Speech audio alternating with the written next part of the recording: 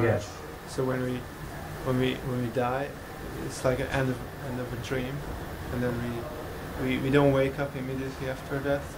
We just you mean we go right into the next dream, straight. The question or is is there that some intermediary period? we finish one dream, that if we finish one life, do we immediately start the next dream, or is there some intervening period? Even the intervening period is still a dream, because you have a third kind of dream, when you have to go and be judged for your actions. Yamaraj will judge you and see your debits and credits in life. Okay, what are the things you've done in life? Let me see. Right? Any other question? Yes.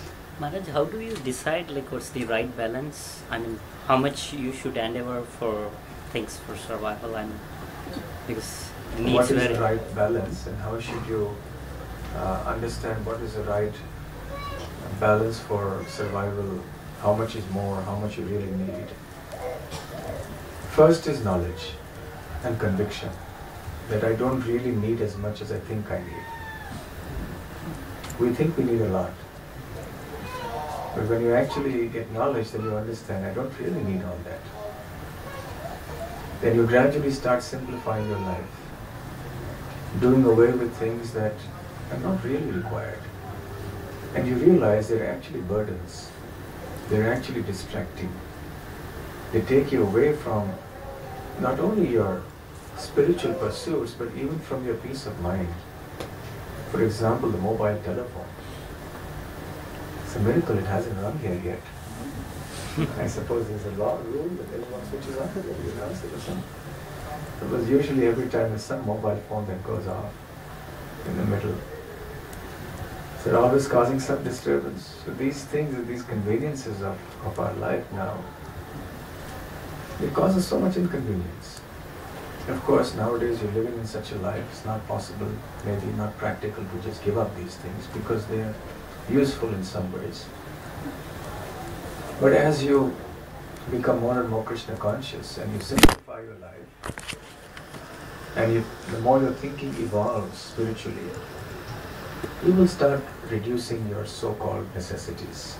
Prabhupada said the unnecessary necessities. Automatically things become simpler. But you have to make a conscious effort also, in addition to what will naturally reduce. Okay? Any other question? Yes. Maharaj, sannyasa or renunciation is very good. But see, Arjuna, after he heard by Bhagavad, he went on to conquer the world. Then Yudhishthira performed Ashwamedha Yajna, conquered the whole world after. So they were not actually renouncing, they were actually conquering this world. So, I mean, of course, they were doing it as an offering to Krishna. But still they were conquering the world and they were living in this world, acquiring things. How do you? So the question is about Arjuna and Yudhishthira. That instead of renouncing, they were actually acquiring things. They went on to win the battle and they got huge kingdoms and wealth and so on. So does it seem like a contradiction with everything we said? In the beginning, Arjuna didn't want to fight the battle, right? Why was the Bhagavad Gita spoken in the first place? Because Arjuna didn't want to fight. If Arjuna had agreed to fight from the beginning, Bhagavad Gita would never have been spoken. The battle would have gone on. But because Arjuna wanted to renounce, and Krishna did not want him to renounce, so the Bhagavad Gita was spoken. Similarly, whatever Yudhishthira Maharaj did in terms of the Rajasuya Yajna and other things, he did it for the pleasure of Lord Krishna, because Lord Krishna desired it. As kings, they were meant to rule over the citizens according to the principles of dharma, of religion. So the king needs wealth for the welfare of the citizens. And kings like Yudhishthira actually use the money very appropriately in the service of the citizens. The king is supposed to be the representative of God.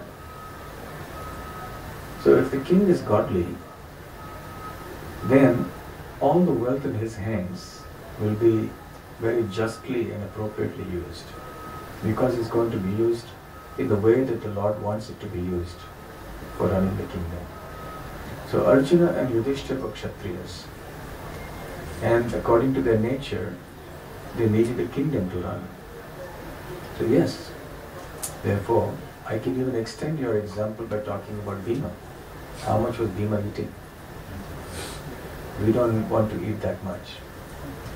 But we can eat as much as Bhima did if we do the kind of work that Bhima did also. So according to our situations, we have to analyze. In our present situations, how much do we need? They had Krishna guiding them. And Krishna actually wanted them to live in a certain way because of their positions. But for us, we have been asked by our acharyas to live in this day and age in a very simple way, as much as we can, and give sufficient time for our spiritual development, which is the ultimate goal of life.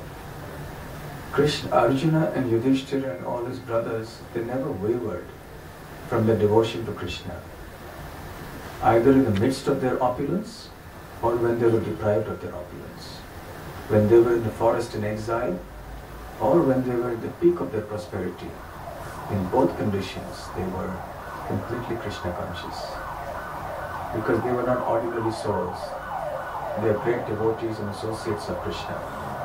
But for us, if we strive for that kind of material prosperity and we put in all our energy and time to that, we will not remain Krishna conscious. We will get so absorbed in the material energy, we will become completely deviated from pure spiritual principles. So we must live very simple lives as much as possible. Any other questions? Okay, we'll stop. Okay, thank you very much. Hare Krishna. Hare Krishna.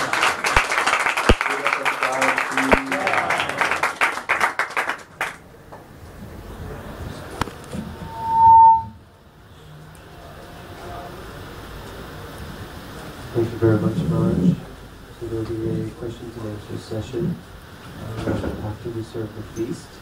And we'll be holding that questions and answer session just next door in the VIP room. So those devotees here who would like to have the opportunity to interact with Maharaj some more and ask further questions, then please you can come back at about 6:15. And this will be in a room just next door to the seminar room. Once the seminar room is cleaned up after Prasad, then we'll open it up so that everyone can come back into this room for questions and answers. Okay, so please, Maharaj is spending some time here in the UK. We're very fortunate that he's come today to spend a few days with us. We'll be here tomorrow morning and Tuesday morning giving Srimad Bhagavatam class. If anyone would like to come and attend those classes, please. You're more than welcome and invited to please come and attend. So please let us express our gratitude and appreciation to Maharaj. Some of you may remember him as Devamrita Prabhu. But Maharaj this year took sannyas. This one is Bhadnath Maharaj, the Srimad Chaitanya. So we'd like to welcome him, his first visit here, as Bhakti Rasamrita Maharaj. So please let us express our gratitude and appreciation to Maharaj by chanting very, very loudly to Hari Bol. Hari Bol!